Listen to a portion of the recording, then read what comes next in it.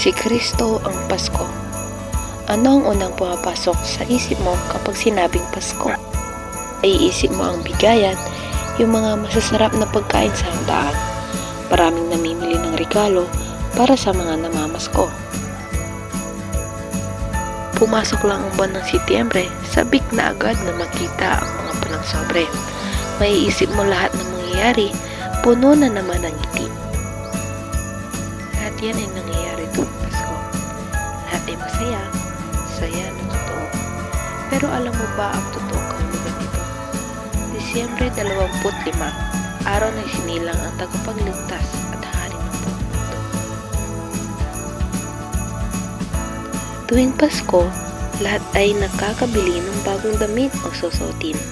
Pero akalain mo, ang may kaarawan na suot lang ay lampin. Ang totoong kahulugan ng Pasko ay ang araw na isinilang si Kristo. Kaya hindi ang handaan, bigayan, pera, at kung ano pa ang kahulugan nito, maaari ito ang unang tumapo sa utak mo. Pero tandaan mo na si Kristo ang dahilan kung bakit nangyayari ito.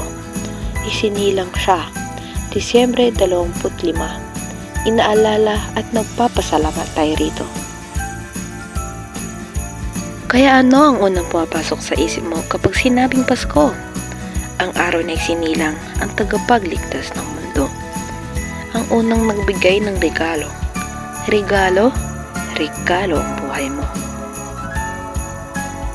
Siya dapat ang palaging inaalala, hindi lang dahil sa Pasko o anong likha niya, pero sa araw-araw, kahit sa bawat araw na ito, bumabangon ka at binibigyan ng pag-asa na magpatuloy at itaguyod ang buhay mo.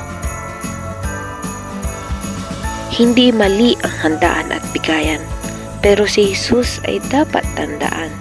Huwag mo kailanman kalimutan, hindi ikaw, pero siya ang may kaarawan.